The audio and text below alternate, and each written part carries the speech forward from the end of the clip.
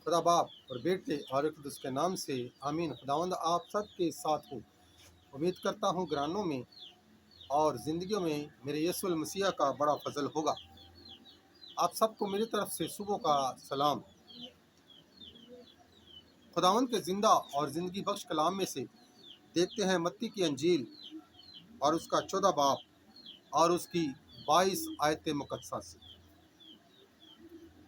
और उसने फौरन शागिर्दों को मजबूर किया कि कश्ती में सवार होकर उससे पहले पार चले जाएं, जब तक कि वो लोगों को रुखसत करे। और लोगों को रुखसत करके तन्हा दुआ करने के लिए पहाड़ पर चढ़ गया।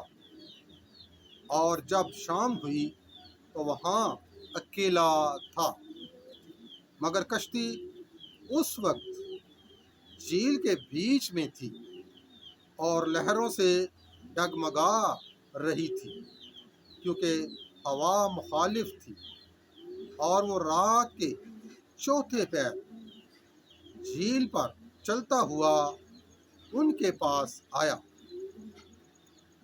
और शागिर्द उसे झील पर चलते हुए देखकर घबरा गए और कहने लगे कि भूत है, और डर कर चिल्ला उठे। तब यीशु ने फौरन उनसे कहा, खातिर जमा रखो, मैं हूँ, डरो मत। तब पतरस ने उससे कहा, जवाब में कहा, ऐ खुदावंद, अगर तू है तो मुझे हुक्म दे कि पानी पर चलकर तेरे पास आऊं। तब उसने कहा, आ। पतरस कश्ती से उतरकर यीशु के पास जाने के लिए पानी पर चलने लगा, मगर जब हवा देखी तो डर गया, और जब डूबने लगा तो चिल्ला कर कहा, ऐ खुदावंद, मुझे बचा। तब यीशु ने फौरन हाथ बढ़ाकर उसे पकड़ लिया और उससे कहा, ऐ कम एतकाद, तूने क्यों शक किया। और जब वो कश्ती पर चढ़ आए तो हवा थम गई, और जो कश्ती पर थे उन्होंने उसे सिजदा करके कहा कि यकीनन तू खुदा का बेटा है। कलाम का पढ़ा और सुने जाना हम सब के लिए बाइस बरकत हो और हमारे खुदावंद का शुक्र हो। मेरे अज़ीज़ों, बेशक हमारा खुदावंद यीशु मसीहा जो कुल कायनात का मालिक है, जिसने सब कुछ बनाया, जो सब चीज़ों पर इख्तियार रखता है, लेकिन फिर भी वो हमें कलाम मुक़द्दस में दुआ करने पर हर वक्त आमादा करता है, मजबूर करता है। कलाम मुक़द्दस में जब भी हमारा खुदावंद कोई बड़ा काम करने को होता है तो वहाँ लिखा होता है कि वो अकेले में दुआ करने लगा। यानी ये हमें सिखाने के लिए, हालांकि उसके लिए ये कुछ भी नामुमकिन नहीं, हर चीज़ उसके लिए मुमकिन है। उसके लब मुबारक से जब एक लफ्ज़ निकलता है वो पूरा हो जाता है। लेकिन वो हमें सिखाने के लिए कलाम मुक़द्दस में लिखते हैं कि जब भी वो कोई बड़ा काम करता है तो लिखा है कि वो अकेले में दुआ करने लगा। आज भी वो अपने शागिर्दों की ज़िंदगी में एक नया और बड़ा काम करने को है, और लिखा है कि वो मजबूर करता है अपने शागिर्दों को कि आप मुझसे पहले जाओ कश्ती पर, ताकि मैं इन लोगों को रुखसत करूं और फिर मैं आऊं। लेकिन इससे पीछे वो इस बात को हम पर जाहिर करना चाहता है। एक बार फिर लिखा है कि वो अकेले में दुआ करने के लिए پہاڑ پر چڑھ گئے، اور پہاڑ آسمان اور زمین کے درمیان میں، یعنی خداوند کے ساتھ ملاپ کے لیے، خداوند کے ساتھ دعا کرنے کے لیے پہاڑ کو اونچائی پر ظاہر کیا گیا، تو وہ پہاڑ پر اکیلے میں دعا کرتے ہیں۔ اور جب دعا کر چکے اور وہ دریا کی طرف روانہ ہوتے ہیں اور دیکھتے ہیں کہ کشتی بہت دور جا چکی ہے دریا کے بیچ میں، اور وہ کل کائنات کا مالک ہے، وہ پانیوں پہ چلنے والا ہے، وہ ہواؤں میں چلنے والا ہے، اور وہ چلتے ہوئے پانیوں پر کشتی کی طرف جاتے ہیں۔ اور جب شاگرد اسے دیکھتے ہیں تو وہ ڈر جاتے ہیں، چلا اٹھتے ہیں، یہ کوئی بھوت ہے۔ لیکن وہ ان کو یقین دلانے کے لیے فوراً ان سے بات کرتے ہیں کہ ڈرو مت، میں ہوں۔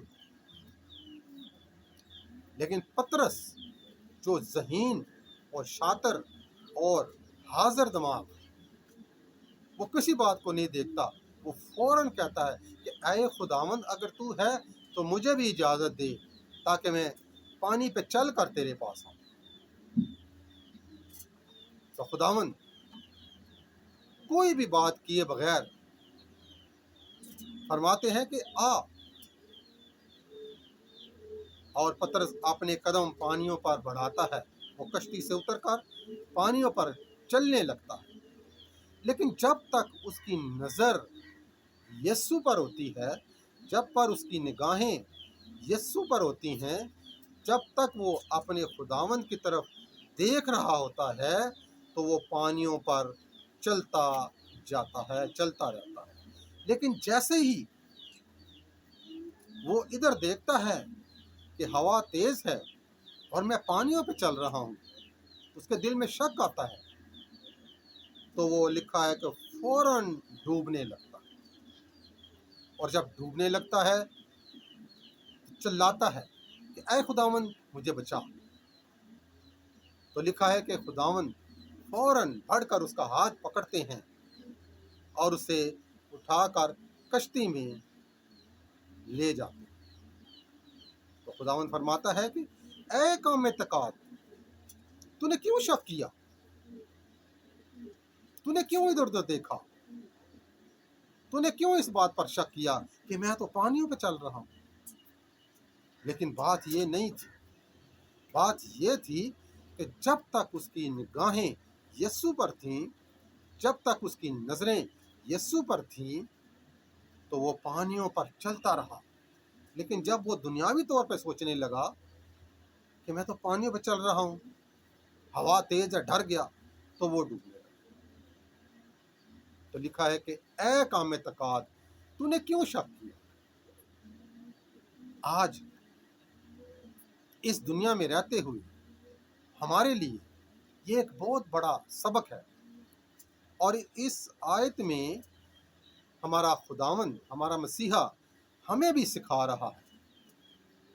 سب سے پہلی بات کہ اس دنیا میں رہتے ہوئے جب بھی ہم کسی مصیبت میں، کسی بڑے کام میں پھنس جاتے ہیں، تو لکھا ہے کہ وہ اکیلے میں دعا کرنے لگا۔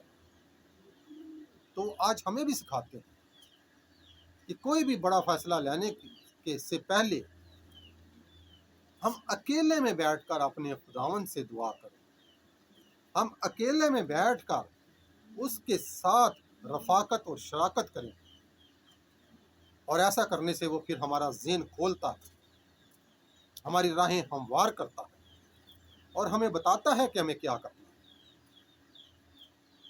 سب سے پہلی بات وہ ہمیں یہ سکھاتے ہیں کہ جب بھی ہم کوئی فیصلہ لیں اس زندگی میں،